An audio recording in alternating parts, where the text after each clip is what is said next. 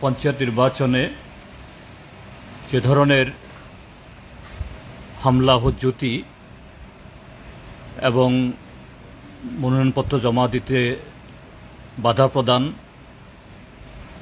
আরও নানাভাবে যে সন্ত্রাসের বাতাবরণ শুরু থেকে শুরু হয়েছে,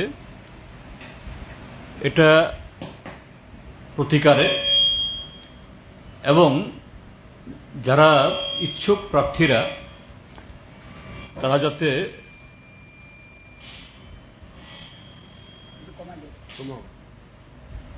নিরাপদে তাদের প্রার্থীপদ জমা দিতে পারেন এবং সার্বিকভাবে এই নির্বাচন সুস্থ, স্বাভাবিক, ভয়মুক্ত পরিবেশ সংগঠিত হয়, তার জন্য হস্তক্ষেপ চেয়ে মাননীয় আদালতে উচ্চ আদালতে যাওয়া হয়েছিল।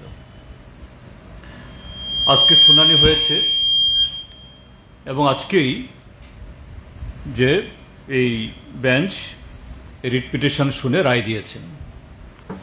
এটা খুব লম্বা রায় না হলেও একেবারে ছোট্ট রায় না। আমি আপনাদের হোয়াটসঅ্যাপে রায়ের কপিটা সবার কাছে পাঠিয়ে দেব। আমি শুধু তার সেলিয়েন্ট কয়েকটা পয়েন্ট আমি আপনাদের সামনে পড়ে শোনাচ্ছি। যে মাননীয় আদালত এই আমাদের কাউন্সিলদের তার বক্তব্য শুনে যে অবজারভেশন দিয়েছেন, প্রথমত হলো আমাদের অন্যতম একটা এই আবেদনে অংশ ছিল, যেহেতু শারীরিকভাবে উপস্থিত হয়ে বিডিওদের চেম্বারে গিয়ে মনোনয়নপত্র দাখিল করা যাচ্ছে না, দৈহিকভাবে আক্রান্ত হয়ে যাচ্ছে, তো অনলাইনে যাতে মনোনয়নপত্র দাখিল করা যায়। এখন তো যে লোকসভা বা আরও কিছু আরও বড় এরকম সাংবিধানিক সংস্থায় এই ব্যবস্থা শুরু হয়েছে, কাজে পঞ্চায়েত নির্বাচন আর এখানে যেহেতু এত আক্রমণ হচ্ছে, এই সুযোগটা এখানেও প্রলম্বিত হয়। কিন্তু আমাদের রাজ্য নির্বাচন কমিশন এটা নির্বাচন বিধিতে নেই বলে এই সুযোগটা দেননি। তো এখানে আমাদের রিট পিটিশনের উত্তরে যে অবজারভেশন দিয়েছেন মাননীয় আদালত, in our opinion with the advancement of digital technology and with the over increasing criminalizations of politics যা হচ্ছে ত্রিপুরাতে, now it is high time that the election commission is to bring necessary amendments in law making suitable provisions so that candidates willing to contest elections may file nomination papers through electronic means. In the democratic system of governance, the authorities concerned must ensure free and fair elections. According to us, online filing of nominations would play a vital role to fulfill the Commission's statutory duty to maintain the purity of elections. However, true it is, any decision in this regard would depend on the specific legal framework and, of course, the technological feasibility, which also may not be very difficult to sort out in the present scenario.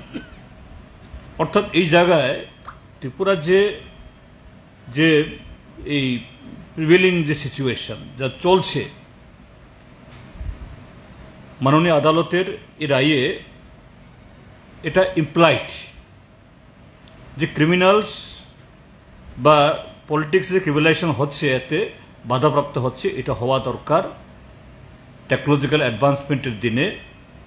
এর জন্য এখানে ওনারা বলেছেন যে specific legal framework, অর্থাৎ বিধি ইত্যাদি যেহেতু নেই, এটা এই নির্বাচনের জন্য হয়তোবা মানে করা যাবে না বা হয়নি, কিন্তু আগামী দিন যাতে কমিশন এটা ভাবে, অর্থাৎ রাজ্য সরকার এই ক্ষেত্রে পদক্ষেপ নেয়, এটা একটা গুরুত্বপূর্ণ একটা অবজারভেশন, নিরীক্ষণ মাননীয় আদালত এই জায়গায় দিয়েছেন। এবং এখানে বলেছেন, coming to the facts in the eastern case, at this stage law of the land on the subject in issue makes our hands tight. অর্থাৎ যেহেতু বিধি ইত্যাদি নেই, court is to act according to the confines of the provisions prescribed in the statute. Courts cannot go beyond the statute of pass any direction upon the respondents to adopt such mechanism. আমি যে কথাটা বললাম, যেহেতু এখন বিধিতে নেই, কাজে এই সময়তে কোর্টের পক্ষেও এই নির্বাচনে এটা চালু করে এটা হচ্ছে না। But for the future it is implied, court তারাও ফিল করেছেন ত্রিপুরা যে এই জাতীয় যে ক্রিমিনালাইজেশন, এর থেকে যদি ত্রিপুরার যে নাগরিকদের বা ত্রিপুরার যে নির্বাচনে এই শান্তিটি পবিত্রতা আনতে হয়, এটা দরকার, এটা ওনারা বলেছেন। আরেকটা গুরুত্বপূর্ণ অংশ আমি পড়ে শোনাচ্ছি আপনাদের কাছে। এই যে আজকে শেষ দিন গেল এই নমিনেশন দাখিল করার, বহু জায়গাতে বিরোধী দলের প্রার্থীরা তারা তৈরি হয়েও প্রশাসনের সাথে নিবিড় যোগাযোগ রক্ষা করার পরও রিটার্নিং অফিসার, সিভিল অ্যাডমিনিস্ট্রেশন মানে ডিএম, এসডিএম, বিডিও, ডিজি থেকে শুরু করে সংসদ থানা সমস্ত লেভেলের অফিসারদের সাথে যে মানে যত রকমের যোগাযোগ করা সম্ভব তাদেরকে সেরকমভাবে এই যাতে নিরাপত্তা দিতে পারে সে ব্যবস্থা করতে পারে। তারপরও বহু জায়গাতে বিরোধী দলের প্রার্থীরা ব্লক অফিস চত্বরে প্রবেশ করতেই পারেননি, রাস্তায় বাধাপ্রাপ্ত হয়েছে, রক্তাক্ত হয়েছে, এবং শুধু তা নয়, বাড়িতে ফিরে গিয়েও আবার নানা ধরনের এই সন্ত্রাসের মধ্যে তাদেরকে তাদের মোকাবেলা করতে হচ্ছে। সেই জায়গায়ও কোর্ট বলেছে, in the light off above submissions, আমাদের সাবমিশনস এটাও ছিল এই যে বাধা দেওয়া, সন্ত্রাস ইত্যাদি, we direct the state civil authorities as well as state election commission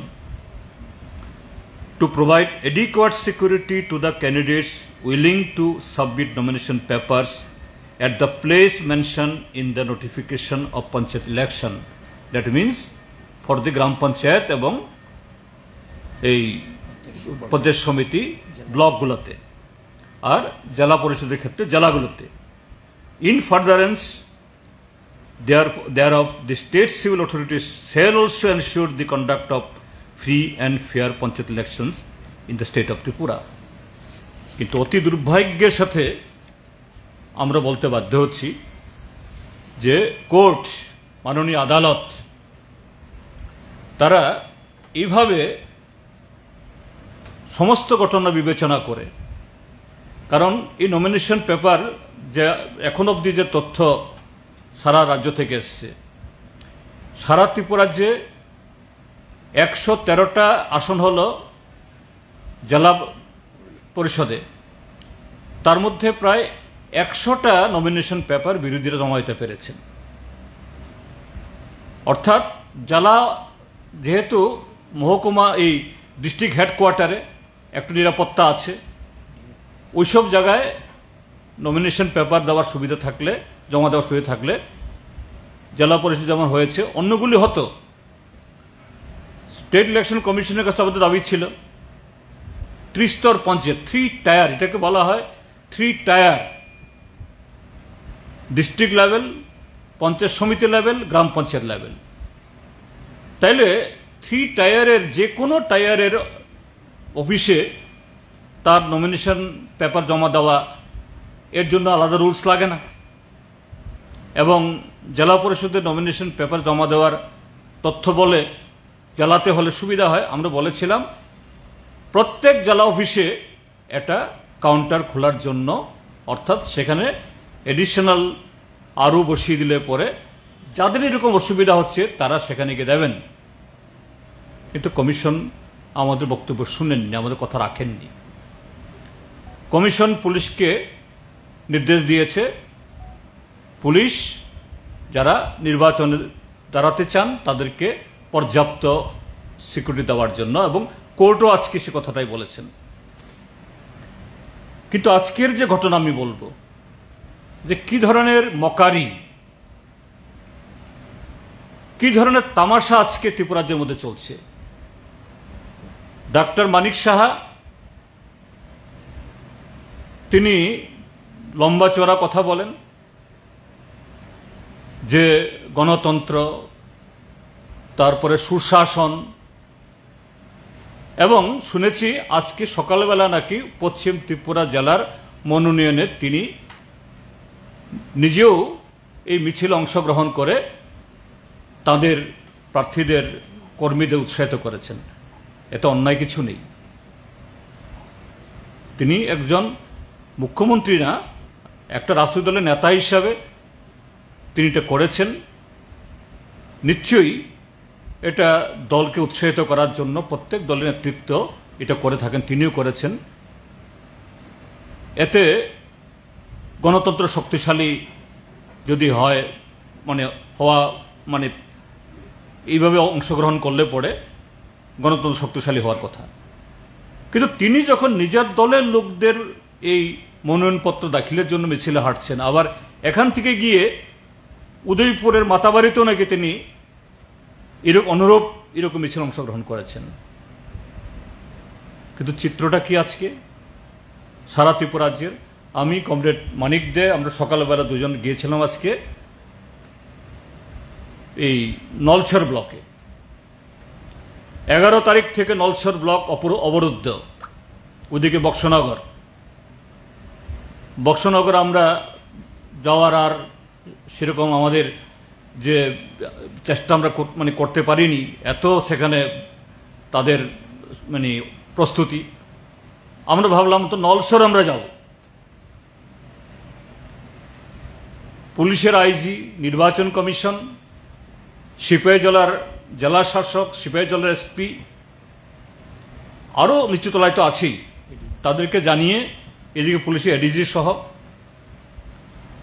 আমরা আজকে সকালবেলা গিয়ে দুর্লভ নারায়ণ বাজারে, সেখানে সমস্ত পঞ্চায়েত প্রার্থীরা সমবেত হয়ে সেখান থেকে গাড়ি করে আমরা রওনা দেব। আমাদের প্রার্থীরা অনেক মহিলা, প্রায় অর্ধেক মহিলা, বেশি মহিলা, সবাই এসছেন, ফর্ম ফিল আপ করেছেন। কিন্তু যে গাড়িগুলো ভাড়া করা হয়েছিল সে গাড়ি একটাও এই প্রার্থীদেরকে নিয়ে যাওয়ার জন্য দুর্লভ নারায়ণপুর বাজার থেকে নলছর এই গাড়িগুলি আসেনি। আমি আপনাদের শোনাবো যে কিভাবে এই গাড়িগুলোকে বাধা দেওয়া হয়েছে। বিজেপির সহযোগী শ্রমিক সংগঠন বিএমএস, আমি তার একটা ভিডিও ক্লিপ আমি শুনি আপনাদেরকে। দেখুন, বলছেন আমার বিএমএস এর সকল ভাইয়েরা, একটা বিশেষ গুরুত্বপূর্ণ বিষয় নিয়ে আজকে আমি আসলাম। আগামীকালকে কংগ্রেস সিপিএম মিলে আগামীকালকে নলছর বিধানসভা কেন্দ্রে আমাদের বিএমএস এর পক্ষ থেকে 20-25টা গাড়ি নেওয়ার চিন্তা ভাবনা নিল তারা। আমার বক্তব্যটা হলো, কালকে আমরা সিপিএম দেরকে একটি গাড়িও দেব না, ওদেরকে আমরা গাড়ি দেব না। আর যে আমাদের বিএমএস এর আন্ডারে আছে ওই গাড়িগুলোর উদ্দেশ্যে বলছি, আপনারা কেউ ওদেরকে গাড়ি দেবেন না। আগে আমাদের সঙ্গে যোগাযোগ করবেন, আপনারা কেউ গাড়ি দেবেন না। আর যদি কেউ গাড়ি দেন, ক্ষতিগ্রস্ত হলে আমাদের কোনো দায়প্রাপ্ত হবে না। ধন্যবাদ। এই হলো শুধু তা নয়, নলছর ব্লক এটা বিশ্রামগঞ্জ থেকে গেলে পরে পদ্মনগর, তারপরে নলছর বৈরাগী বাজার, তারপর এই নলছর বাজার যাওয়ার আগে ডান দিকে যেতে হয়, অল্প রাস্তা। আমরা দুজন রওনা দিয়েছি এখান থেকে। আমরা বিশ্রামগঞ্জের কাছে গিয়ে শুনলাম পদ্মনগর বাজারে, এই পদ্মনগরে রাস্তা রক্ষু, ওদিক থেকে গাড়িগুলি পাস দিচ্ছে, কিন্তু এদিক থেকে গাড়ি দেখে দেখে পাস দিচ্ছে। আমাদের গাড়ি গেলে আমাদেরকে আটকাবে। তো আমরা যদি যেতাম, সেখানে প্রথমে আমাদের সাথে ক্ল্যাশ হবে। আমরা বলি না, তাহলে তো আমাদের উদ্দেশ্য সফল হবে না। আমরা গাড়ি ঘুরিয়ে টকসাপাড়া দিয়ে আমরা চলে গেলাম এই দুর্লভনারায়ণ বাজারে। কিন্তু ওখানে গিয়ে দেখি লোক এসছে, কয়েকশো লোক। আপনি শুনলেন বিএমএস নেতার মুখ দিয়ে 20-25টি গাড়িকে অ্যাডভান্স টাকা দেওয়া হয়েছে, অগ্রিম টাকা দেওয়া হয়েছে। সবাই বলছেন আমরা তো যেতে পারবো না, টাকা ফেরত নিয়ে নিই। সেখান থেকে আমরা জেলা শাসকের কথা বললাম, এই হলো অবস্থা, কি করে আমাদের প্রার্থীরা যাবে। জেলা শাসক মহোদয় তার অসহায়ত্ব প্রকাশ করলেন, স্যার আমাদের দ্বারা আমরা তো গাড়ি পারবো না। এদিকে রাস্তায় রাস্তায় সব তাদের লোক বসিয়ে রেখেছে, ব্লকে কয়েকশো মানুষ বসিয়ে রেখেছে, এবং মুহুর্মুহ খবর পাচ্ছি আমরা নলছরে বোম ফাটাচ্ছি। গণতন্ত্রের মহোৎসব। মুখ্যমন্ত্রী মিছিলে হেঁটে বলছেন, দেখুন আমি মুখ্যমন্ত্রী হয়েও মিছিলে হেঁটে আমরা গণতন্ত্রের জয়গান গাইছি। তো শেষ পর্যন্ত গাড়ি যখন হবে না, আমরা খুবই হেঁটেও যাওয়া যাবে না, প্রায় সেখান থেকে প্রায় 9 কিলোমিটার দূর। কি করব আমরা? সবাইকে বললাম আপনারা একটা কমপ্লেন দিন রিটার্নিং অফিসারের কাছে, নির্বাচন কমিশনের কাছে। আমরা আবার কোর্টের কাছে যাব। আমরা নিরাপত্তা পাইনি, সে ব্যবস্থা করেনি পুলিশ। এরপর আমরা আসলাম ডুকলি। আমাদের সাথে কথা হয়েছিল গতকাল রিটার্নিং অফিসার এবং এসডিপিওর সাথে। একটাই আমাদের মিছিল শুরু হবে ডুকলি আমাদের পার্টি অফিস থেকে। এসেই আমি ফোন করলাম এসপি সাহেবকে, সেখানকার এসডিপিওকে, আমাদের অন্যান্য কমরেডরা। তারা বললেন স্যার আপনারা আরেকটা অপেক্ষা করুন, আমরা এখানে কিছু জটলা আছে, আমরা পরিষ্কার করি। প্রথমত আধা ঘন্টার সময় চাইলেন, 1টা থেকে 1:30 বাজলো। আবার 1:30টায় ফোন করলাম, আবার বলল আধা ঘন্টা। আরে আপনি আধা ঘন্টা হলে তো টাইম পেরিয়ে গেলে আমরা কি করে ঢুকবো। শেষ পর্যন্ত যখন 1:45-এ ফোন করলাম, আর তো দেরি করা যায় না, আমাদের যেতেই হবে। কেউ কেউ বলছিলেন এসপি নাকি তখন আমতলী এই থানা চত্বরেই ছিলেন। মনে হলো এসপি সাহেব স্বয়ং যে গুরুত্ব দিয়ে সেখানে আছেন, ব্যবস্থা করবেন। তিনি গ্রিন সিগন্যাল দিলেন, স্যার আপনারা এখন শুরু করতে পারেন। আমি বের হলাম, কয়েকশো নারী পুরুষ। কিন্তু যেমাত্র আন্তর্জাতিক মেলা কেন্দ্রের সামনে পৌঁছলাম, মুষলধারে ইট এবং ওই যে হাঁপানিয়া, মুষলধারে মানে ওই ইট বৃষ্টি এবং মদের বোতল। এটাও আপনাদেরকে আমি ভিডিও দেখাচ্ছি।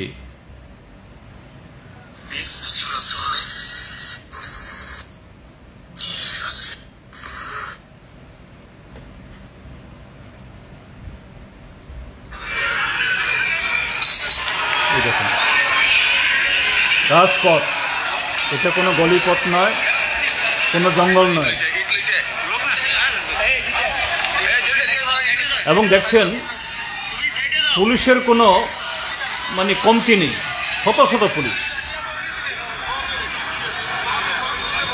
শত শত police, CRPF, BSF, TSR, Tripura police, মহিলা পুলিশ।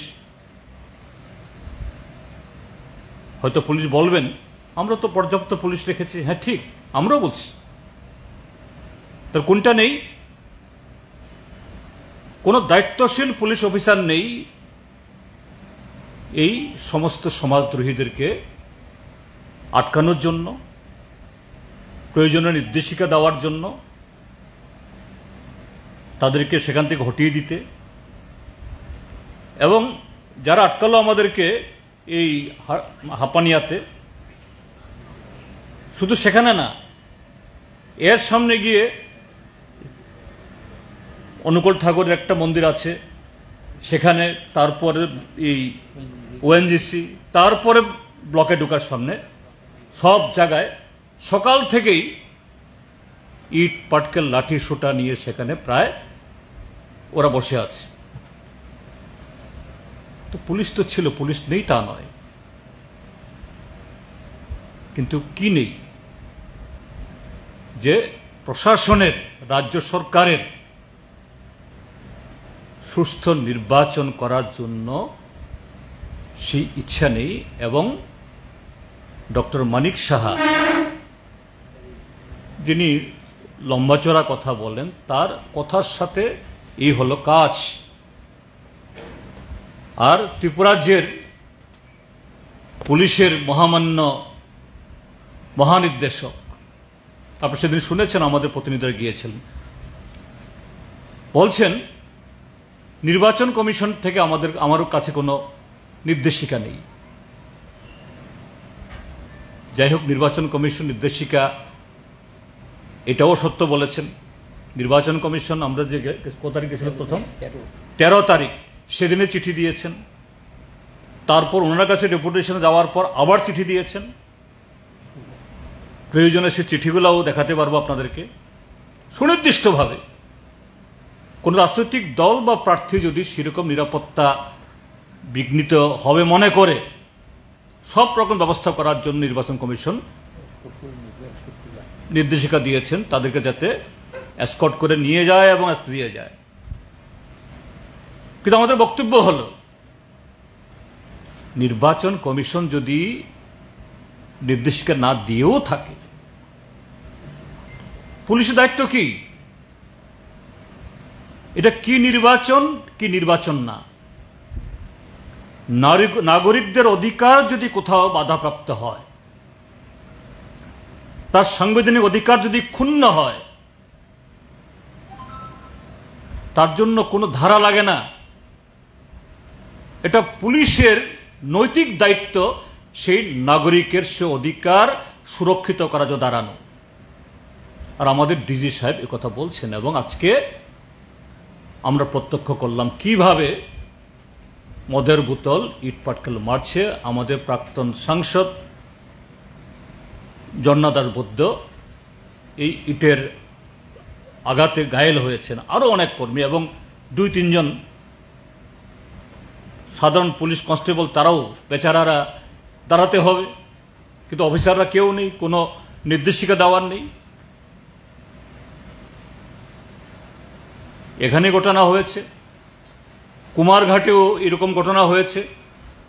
আমাদের বাকি প্রার্থীরা আজকে যাচ্ছিলেন, তাদের কাগজপত্র কেড়ে নিয়ে, যদিও সেখানে প্রতিরোধ হয়েছে, পুলিশ নাকি এটা উদ্ধার করে আবার এদের দিয়েছেন। কিন্তু বহু জায়গায় এরকম, এই তেলিয়ামোড়াতে আমাদের প্রার্থীরা ঢুকতে পারেনি, বামুটিয়া ঢুকতে পারেনি, গ্রীষ্মমুখ থেকে বের করে দিয়েছে। তাছাড়া বামুটিয়া, মোহনপুর, জেরানিয়া, ওল আগরতলা, তেপানিয়া, কল্যাণপুর তো হয়নি। দুর্গা চমনি তো সেদিনেই 12 তারিখে দ্বিতীয় দিন আমি নিজে ছিলাম। এবং কংগ্রেসের নেতা সুদীপ রায় বর্মন নেতৃত্বে আজকে প্রায় একই সময়ে সম্ভবত উদয়পুরের তেপানিয়াতে, যে মহকুমাতে ওই সময়েতে মাননীয় মুখ্যমন্ত্রী মাতাবাড়ির মিছিলে ছিলেন, সেই তেপানিয়াতে ঢোকার মুখে সেখানে এরকম ইট বৃষ্টির সম্মুখীন হয়েছেন। পুরো খবর আমার কাছে নেই, তবে শুনেছি সেখানেও বহু আহত হয়েছেন। এইভাবে এই নির্বাচনটাকে আরেকটা প্রহসনে ইতিমধ্যে পরিণত করেছে। একটা জঙ্গল রাজত্ব এই ত্রিপুরাজ্যের মধ্যে কিভাবে চলছে, আজকে সারা রাজ্যের মানুষ এই মিডিয়ার মাধ্যমে আজকে প্রত্যক্ষ করলেন। আমরা এই ঘটনার তীব্র নিন্দা জানাচ্ছি এবং কমিশনকে সোমোটো যেখানে যেখানে এরকমভাবে বাধাপ্রাপ্ত হয়েছে, নমিনেশন পেপার জমা দিতে পারিনি, এবং হাইকোর্টও যে অবজারভেশন দিয়েছেন সে মোতাবেক দ্রুত কমিশন কোনো পদক্ষেপ নেবেন আশা করি। যে আমরা যে দাবি করেছিলাম মনোনয়নপত্র জমা দেওয়ার তারিখ আরও পিছিয়ে দেওয়ার জন্য, আরও কয়েকটা এক্সটেন্ড করার জন্য, এবং শুধু দাঁড়িয়ে থাকার জন্য, চেহারা দেখার জন্য পুলিশের উপস্থিতি না, সক্রিয় পুলিশের ভূমিকা পালন করে তারা যাতে সাংবিধানিক অধিকার রক্ষিত করতে পারে সে ব্যবস্থা করুন, এই দাবি আমরা জানাচ্ছি।